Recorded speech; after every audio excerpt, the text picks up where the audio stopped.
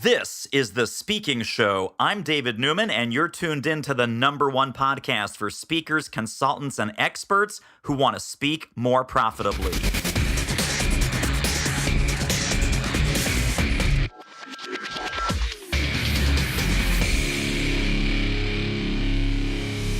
Bring the pain. It's pain time here. Don't say that today. Well, my guest is Kate Payne from Standing Out Online. Great to have you here, my friend. Great to be with you, David. Thank you.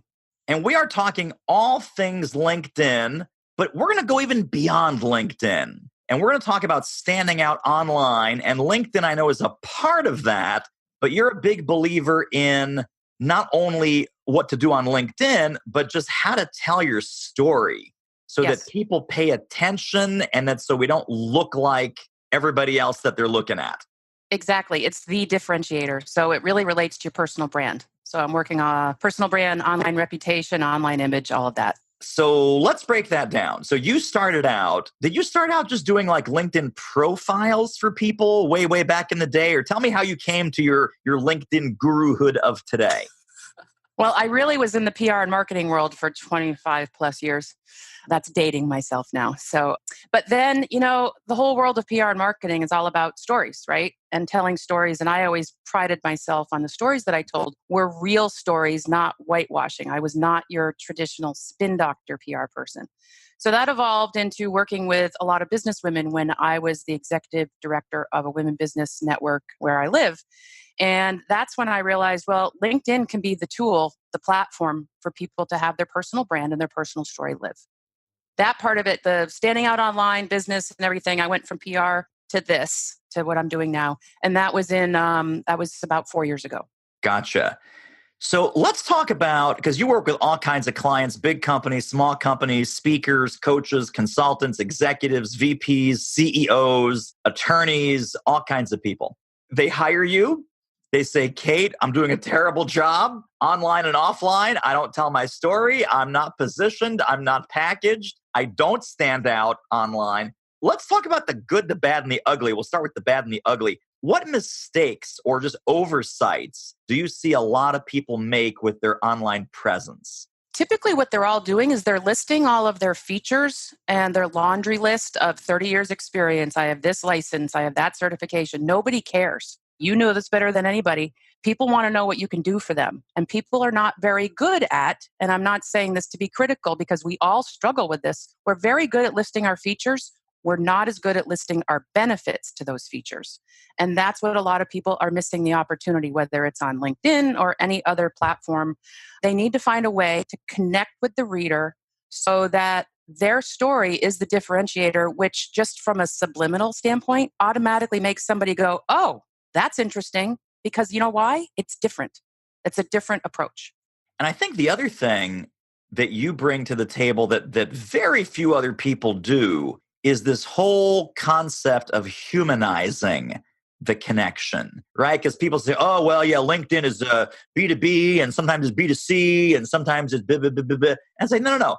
People buy from people and people want to connect with people and they want to have relationships with people. How do you help your clients go from this kind of mass marketing mindset to really getting personal and maybe even getting a little bit more vulnerable than they ordinarily would by sharing their backstory and maybe even sharing some of their flaws or their personality, let's say? So in every single situation in my one-on-one work, when I work on with somebody, the very first meeting we have is the interview. I call it the interview. It's basically a conversation.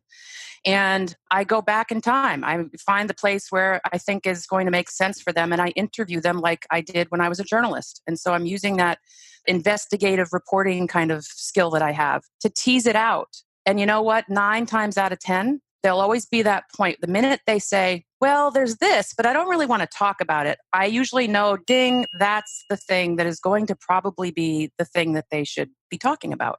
So I help them tease it out, and I help them, more importantly, message it through the writing in a way that is not too vulnerable, yet it's also revealing something to help build, as Bob Berg says, the know, like, and trust factor. So that's what, his quote is, the famous quote is, people want to do business with and refer business to people they know, like, and trust. People don't want to do business with a logo. They don't want to do business with a slogan. They want to do business with a human being. And while that's not new, after we've been through a lot of automation in the last few years, it's coming back to pass now that people want that connection. So that's the ugly part, is that people just don't know how to find it, or they're afraid to do it because they're, I'll get, especially the CEO types or the corporate types will always say, oh, if I do my story, how's that going to get me business? They bottom line it like, is that going to make their phone ring off the hook? No, I can't guarantee that, but it's going to make people remember you and it's going to make you memorable. And that can be worth its weight in gold too. You have something really great. Well, you have a lot of great stuff on your website, which we'll talk about. And we'll put that in the show notes. It's standingoutonline.com. And we'll come back to that at the end. But you say that, like, you have a great analogy about car shopping. That you say, okay, I'm shopping for a car. I got car A, car B, and car C. Talk about how that works as it relates to people's online presence. Okay. So like you and I and many people, whenever we want to buy a big product, whether it's a car or an appliance or something, we go online and we do research, right? We look for reviews, and then we either make on a pad of paper, or in our head, we make like column A, B, C, the pros and cons of each. Well, people do that by looking for people like you on LinkedIn, whether they know your name for the industry that you are in, or whether they found you through search, like Google search or LinkedIn search for the industry that you work in. Then if they're thinking of working with somebody like you, then they are literally going to be taking those same people. They're going to be shopping just like they do for the car. And they're going to make a column ABC of A coach, B coach, C coach, or consultant, or whatever you want to call yourself, entrepreneur, expert, author. And they're going to do a side-by-side comparison. And I will guarantee you that almost every time somebody is going to put you in that column simply because the way you've approached your online reputation, using LinkedIn as the tool, for example, is to set yourself apart with your story. But it's also more than that in the LinkedIn profile, for sure. It's the story leading into what the pain points that your customer has. And then the third and final point is how you use your expertise to solve their pain points. And if you're including those three elements in any online platform, then you are already ahead of the curve, because you're not doing the formulaic blah, blah, blah. At this point, everyone needs to rewind this podcast, just back up the truck, listen to what Kate just said about those 3 building blocks that your LinkedIn presence needs to have, your entire online presence needs to have, and go make those changes right now. Go. Right now. Go. Immediately. Pull over the car. Stop listening. Go onto LinkedIn. Fix your stuff. So let's talk about, okay, we're on LinkedIn, but now, of course, they click through. They're interested. You're in column A or column B or whatever column you're in the comparison. And they go, oh, I want to learn more about this person. And they click through to your website. What's the LinkedIn to our website connection? How congruent does that need to be? Do they need to see some of the same language that they saw on LinkedIn on the home page or the about page or the services page? Or how do we avoid like a dramatic disconnect? So I never recommend a regurgitation. Whatever you've put in LinkedIn, don't put on a website. Whatever you have on your website, don't put in your LinkedIn. And by all means, let me just add, do not cut and paste any copy or content from your resume on LinkedIn. Big no-no. Okay, that's it. But they should be complementary. Absolutely should be complementary. So, everybody has more than one story. So if you have the story that's sort of the crux of why you do what you do, great. You can talk about it on LinkedIn, for example, because you're trying to set yourself apart on that platform. Okay. Then your story on like the About Me page of your website, for example, could be a different one of your stories that also makes sense, but it sort of serves as something different. Then if somebody goes to one or the other, they're learning even more about you each time. They're getting something in addition. This is, when you talk about LinkedIn as a career transition tool, I mean, recruiters and headhunters, they are dying to see really interesting stuff on your LinkedIn profile because many people aren't taking advantage of it. Let me bottom line it for you, David. Anybody does research in this day and age, they say it takes 10 touches online for people to do their research, okay? Even if you're not trying to sell a product or service, they're still going to look you up, whether they're going to have coffee with you or they've been referred to you or whatever. So why not have that presence, which is going to automatically default to LinkedIn, have it be as best as it can be and share as much as possible. Fill out all the fields, add accomplishments, take advantage of putting in your volunteer work. Do you know what volunteer work does? It tells your story without you having to write a word. So all of your charitable volunteer board positions, some of the service work that you do, that fleshes you out as a human being.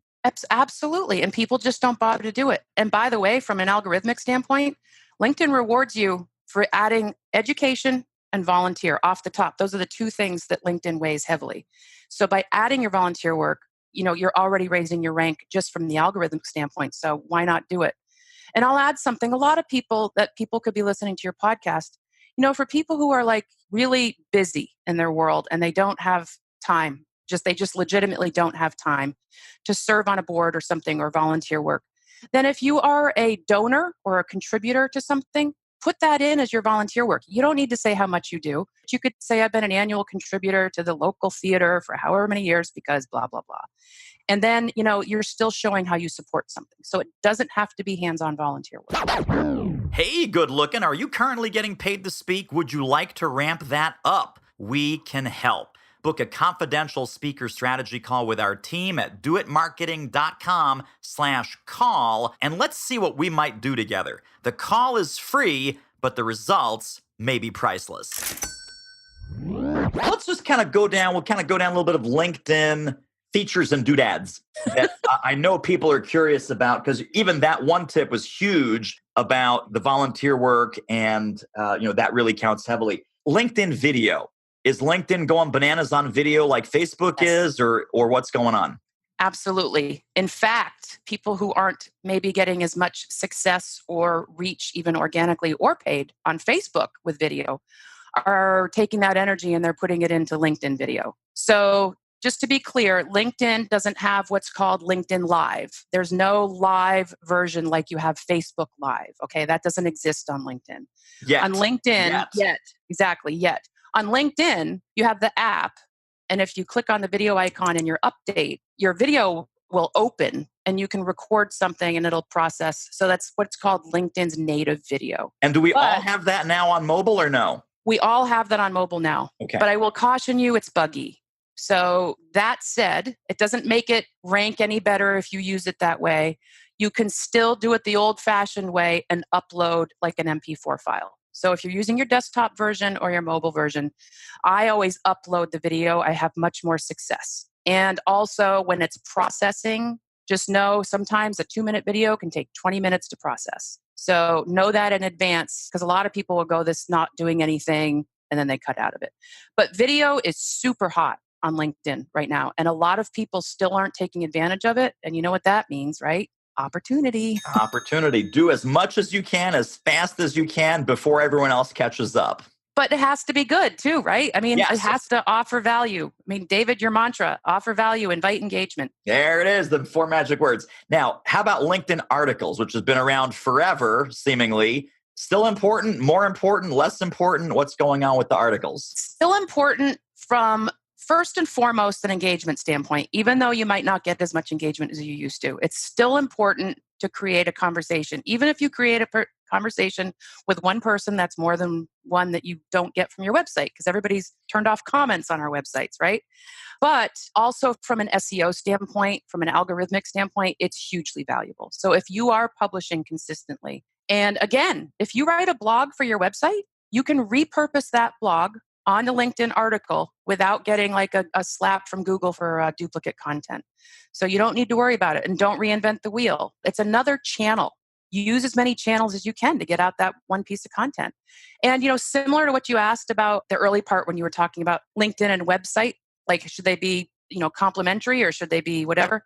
The LinkedIn articles is kind of like I say with the LinkedIn articles and the video, use your LinkedIn article and then do a video about the article to tease your article. And then in the comments below, put the link to the article so that you can be utilizing both mediums to get the same word out. I mean, that just makes your reach jump by leaps and bounds. So we're recording this in early 2019 for those of you, because LinkedIn changes hourly. It's so annoying, just like right? It's every social media platform. So we're going to be talking about maybe a couple little wrinkles here. It's like, no, I'm listening to this in the summer of 2019. That's fine. That's been fixed. That's all good now. But right now, are LinkedIn groups still a hot mess in transition, or what's going on? They're still a hot mess. Hot mess, period, not in transition. Exactly. They changed the look and feel. which is much more attractive. It And it's looks now like the you're Wild engaged. West, right? There's no more moderation or what? The moderators, all they are at this point now, at least as far as we can tell at this point, again, it could change, but moderators are just people who started the group. There's actually no moderating capability anymore. So it's a huge spam fest. It kind of is, except for the groups that have been around a long time who actually really do have daily engagement, but that's because people have been doing it for a long time. I don't know if you're familiar with a woman. Her name is, it's a very strange name, but it's Sufit, Tsufit. She is a personal branding expert, and she has a very healthy LinkedIn group community. And she seems to do fine, but that's the exception. And, most people took their LinkedIn groups, even some of the really big ones that had over like 200,000 members, and they made them in Facebook once Facebook groups became easier to use. So Interesting. the inside scoop that I hear about LinkedIn groups is that they're probably going to be made better. I have a feeling, this is just a guess on my part, that they're going to be made somehow to be working with Microsoft because, of course, Microsoft owns LinkedIn. Microsoft is now having LinkedIn profiles be attached to people's Outlook calendars and email. That's all rolling out like right now. So I wouldn't be surprised if there's going to be some kind of group experience coming up that'll be a better feature that Microsoft is probably working on. That's kind of a buzz I've heard. So who Okay. knows? Excellent. You heard it here let's first. Just kidding. let's also talk about LinkedIn messaging. So either just LinkedIn, like your regular LinkedIn mailbox, or InMail, or even Sales Navigator. That used to be a very uncrowded channel. That used to be kind of like getting a message in a FedEx envelope that it was kind of proven, vetted, okay, exclusive. You have a little budget there and you can spend those wisely. Is that still a good way for sales or prospecting or outreach to, offer value and invite engagement? Or has that become like a spam fest kind of crazy thing as well? No, I wouldn't say InMail, which is the paid email version of LinkedIn, so to speak. You get credits if you have a premium or higher, or Sales Navigator. I don't think it's a spam fest. I look at it from the human standpoint, back to the touch of people. You know what? If you in any way need to send an InMail, I just feel like there's so many other ways you can still reach out to the same person and get in front of them versus having to send an InMail. Now, there are certain cases where you send them. I have to laugh. People use InMails to me thinking I won't connect with them. And I laugh thinking, why did you just use those credits when you can just email me because I have an open network, an open email. I never use them. I have never used an InMail in my life. Wow. How about that? Whether you send them a real email to their actual email, if you happen to have it, or somebody who knows somebody, I would much rather go that route. To me, that feels more real than to have to send an email where it feels like I'm just going in the back door and there's no context, there's no preface. So I poo-poo them. And the people say they use them for recruiters. Recruiters hate it. You send them an email, you're like off the list before they've even looked at you. So InMail's kind of funky. I like LinkedIn messaging just as it is because I still think that people see that as, what it is? It's just because it's different. People don't get as many. It's not like your overcrowded email inbox. So people actually pay attention to your LinkedIn message. And as long as you're not selling and you're offering value or you're offering help or something, then people are very responsive to just regular old-fashioned LinkedIn messaging. And it's got an instant message feature now. So that's a plus. The LinkedIn messaging has become very robust.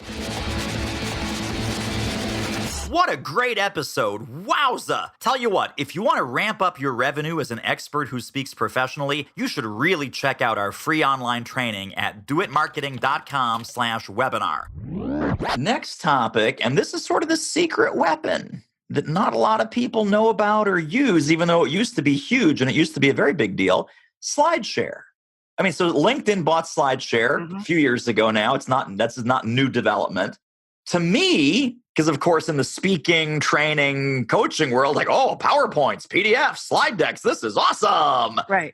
Are we not utilizing SlideShare? Should we and could we be utilizing it a whole heck of a lot more to help us add value? It's another publishing channel on LinkedIn. Give me the SlideShare spiel. So everything you said is absolutely true. And I think SlideShare seems to have lost a little traction or lost a little popularity. I think one of the reasons is that a lot of people like the idea of it and they want to put up a PowerPoint. But I think we all say to ourselves, Well, I'm not going to put up the PowerPoint that some company paid me to put together because that's in some ways proprietary. And so what I'll do when I get around to it is that I'll take those 50 slides and put them down into 10 slides, and then I'll put it up there so I can give people a taste of what that is. But do we all make the time to do that? No. So I think that's part of why SlideShare has lost some traction, because I don't think any of us, I mean, I'm not going to ever put up a full on deck of any of my stuff. I've been hired by those people to see that, and I'm teaching it. I'm not going to just give it away for free. The people who've hired me wouldn't be very happy about that. So, however, if you do use it in a way, there's a couple things. One is the SEO value you get from it, search engine optimization, the reach you get out of it is huge. So that is still a big thing. And so that's worth it for that. What I also suggest to people is if they don't have any media, like rich media to add to their profile, like they don't have any digital assets, they haven't been interviewed on a podcast or on TV or written an article for Forbes or whatever.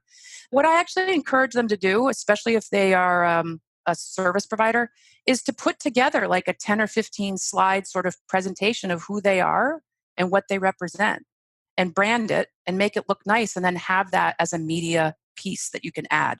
So you get the aesthetic, you get the content, and you also get the SlideShare benefit.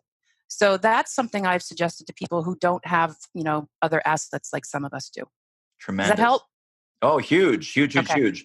I'm looking at SlideShare as the hidden gem. Yeah. I mean, it's another one of those missed opportunities for sure. And especially if you have a good slide deck, like you said, visually appealing, summarizing some key points. You don't want to give away the farm, obviously. Right. And then call to action on the last couple of slides. Yes. Download this PDF, get this piece of related content, opt in here for more goodies. Whatever that is, have that SlideShare be list building for you.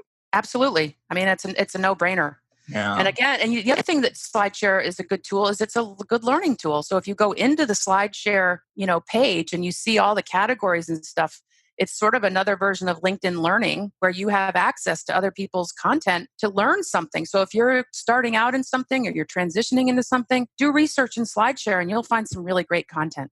So let's talk about LinkedIn Learning. I've seen this on airplanes. Right, it's now part of the in-flight entertainment with a little LinkedIn logo, and some little guru comes out and gives you a 8 to 10 minute training on something. Is that a pay to play, or how do we get our face into LinkedIn Learning? How does that work? So LinkedIn Learning is, another company that LinkedIn bought a couple years ago was lynda.com, lynda.com. And so lynda.com was an online subscription learning service. So if you wanted to learn how to create an Excel spreadsheet on steroids, you would pay $45 a month for a subscription to lynda.com. So lynda.com bought LinkedIn. And then when LinkedIn Learning came about, it was sort of like the cousin or the sister or the twin, I guess, of lynda.com. The only way you have access to LinkedIn Learning is if you have a premium LinkedIn account. Free version, you don't have access. You'd have to pay. And it's probably somewhere in the $40 a month range, similar to Lynda. Now, LinkedIn Learning includes lynda.com content and its own LinkedIn Learning content. It's a treasure trove. If people don't realize it with premium, I mean, if there's not much value to premium anymore, not like what it used to be, this is one of them. LinkedIn Learning has a lot similar to sort of SlideShare, but really good. And everything has been vetted by them and produced by them. And so it's top notch. It's not YouTube. And these are video lessons. These are video lessons. And some of them are illustrated and some of them are, voiceover like what you and I do. But anyway, it's a great resource. Now, to be a LinkedIn Learning instructor is harder. I think they've got a little bit of I don't want to say a club, but I think they've obviously got their go-to people. I mean, that's just kind of what happens, right? But you can apply to be a LinkedIn Learning instructor. They have it right on their LinkedIn Learning page and it'll say apply. I actually have looked into it. They do require a video. You have to do a 4-minute video, unedited, of you teaching something online. And then, sending in a bunch of other information. So I'm out. I can't teach anything in 4 minutes. Sorry. 4 minutes, I'm getting warmed up. Like I know. 4 minutes, I'm clearing my throat. I know. And I'm sure they do it to filter out all the applications they get, because a lot of people aren't going to do it. And they tell you if you don't do one, they're not even going to look at your application. Right. So, but, there are, our friend Vivica von Rosen is a LinkedIn Learning instructor. A few other people I know are instructors for them, and they get flown out to their cool studios in California, and they create really great content. So, But from a resource standpoint, it's huge. And it's also untapped, I think. Yeah. I mean, people So who want to go into working for themselves, like an entrepreneur or like what you and I do, online stuff, they have all these kinds of instructional things there. I mean, it's good it does. I information. mean, Yeah. I just saw a handful of these literally on a flight not too long ago, and Yeah. they're impressive. I haven't seen those on the flight. That's interesting. I'll have to look for Yeah, that. so I think it was Delta has like a learning channel, which is sponsored by LinkedIn, and then you all these Interesting. little LinkedIn videos, and they're on the set, right, with the white set, with the Yeah. sofas and the coffee table and the plants, and they're teaching Shishi. you about something or other, and it's like, wow, this is cool. Yeah. Of course, because we're all egomaniacs and speakers and experts ourselves. It's like, I don't want to learn this crap. I want to be on the I sofa. know. I want to be teaching this stuff. It's like what we What used to can you say in do? the P world. I want to get you on Oprah's couch. That's it. And now LinkedIn has a couch, and now we Now all want to get LinkedIn on has. LinkedIn's couch. So, last couple things, real quick. And this has been so powerful and really good take home value. Let's say we get everything right on LinkedIn, and let's say we get everything right on our website. There is a whole element of personal branding that you are also expert in. And part of that is what we talked about earlier about telling your story in a compelling, relevant way that adds value and that would pull clients to you. What are some other tips or strategies that you share with your clients around personal branding? Because a lot of people take that term and it's very superficial. And I know that you have this very deep, very sort of inside out personal branding philosophy, that it's not just putting a lipstick on a pig. It Right. really starts with kind of digging into who you really are and who you serve and how all of that fits into the universe. So share a little bit about that. So people always ask me, what the hell does a personal brand mean? Basically, your personal brand, in my opinion, and others actually, is it's your reputation. And your reputation is made up of your values and your integrity, how you do business, the impression you leave on people once you've worked with them or met them. I mean, all of that packages into your reputation. So when somebody walks away from talking to you, how do you want to be remembered? So part of that is your story, just because it makes you different. But the other part of that is what you stand for. And this word gets overused all the time, but it truly is about being authentic. Just be you. Because if you present yourself in a way in person that you don't online or vice versa, then you're not creating a brand that has continuity or makes sense. Or people read about you one way, you could come across awesome online. And then you might be like a sheep, who doesn't talk, and a shrinking violet in person. And the two don't match up. So, you got to just be who you are. It sounds so trite, but it's so true. And your personal brand isn't something you go around saying you have. I taught a course this past spring to military in transition, and they were a group of Navy SEALs, actually. And one of them said to me, and he was like the class clown, so he was being a smart aleck, but it was a great lesson for me. And he said, I'm not going to get up and go into a room somewhere and meet somebody who goes, so my personal brand is, hi, I'm so and so, pleased to meet you. And he goes, that just sounds stupid. And I said, well, you just taught me that I haven't taught you what a personal brand means, because a personal brand is like in your core. It's foundational. It's like in your solar plexus. It's in your brain. It's the foundation from which you present yourself. It's the way you package yourself, but in the best sense of that word. And it's all about who you are. But you don't go and say, well, my personal brand is. So your personal brand is a notion, a concept, a foundation. And, your story helps it to be more interesting. Spot on. So I'm going to ask you two final questions as we wrap up here. The second question, not the first question, the second question is, how do people get connected and stay connected to all the wonderful stuff that you have and websites and whatever else you want to share with people? But before we get to that, the second to last question is, if folks were to take one key concept from our conversation today, what would you hope that would be? The importance of your personal story. And I'll just reiterate that your personal story, it sounds really overwhelming. It sounds like an onerous thing to try to figure out. And it takes thought. It's not fast. But I'm talking about a nugget of your personal story, a slice of life, 2, 3 sentences that kick off the intro to your summary and your LinkedIn summary that sort of like is an aha about who you are, what you do. Then you segue into identifying pain points, and then you segue into how you solve them. So those are the 3 elements again. So that personal story shouldn't be onerous, but it should be relevant to your professional story, your professional expertise. And really, when you're thinking about that, the tip I'm going to add to this is think about your superpower, your super specific skill set. We all have several skills, but think about that one thing that you do different than many other people. And that's also part of your story. That's also part of how you help people. So that would be it. I just feel like the story is the differentiator.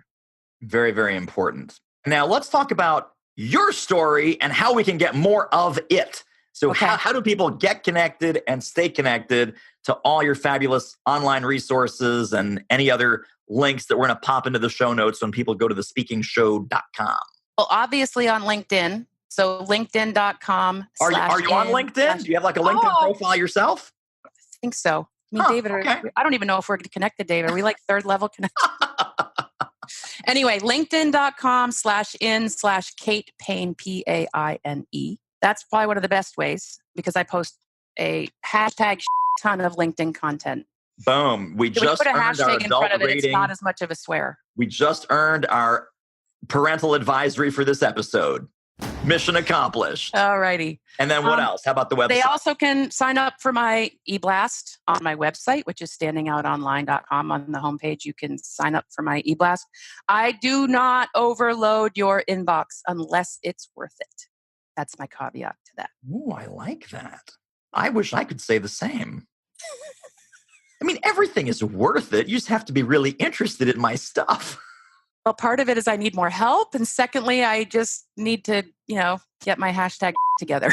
There you go. Very, very nice. All right. So standingoutonline.com, on LinkedIn, Kate Payne. This was fantastic. You are awesome. We have to have you back. I mean, there's so much to talk about with personal branding, storytelling, online and offline, connecting. We'll have you back. Okay, thank you. And I want to get you on my little show, my Coffee with Kate show. Oh, yeah. No, tell us about that. First, I saw it on the website and I wanted to ask you about Coffee with Kate. So I didn't want to do a traditional podcast because I didn't want to be so married to that because I'm still trying to get all these other things going on in my business. So I thought what I would do is because I'm also trying to really be a champion for doing video on LinkedIn with all my clients, I got to walk the talk, right? Isn't that what you always said in our courses? I'm modeling for you how I want you to do it. So you can only have up to 10-minute video on LinkedIn content, anything. You can't post an hour or 11 minutes, 10 minutes, not 10 minutes and 1 second either. So what I did is I made branding and I had a logo made for Coffee with Kate and I had mugs made. And what I do is I send the mug to all of the people I know in my network, influencers and specialists and this and that. And then we go on Be Live TV and we do an interview and we have our mugs. So it looks like we're having virtual coffee together. And I ask people about their story. I ask them to share one tip for the expertise that they have and call it a day. And we've been doing them in about 6 or 7 minutes. And they've been going really well. And I've only done 3 or 4.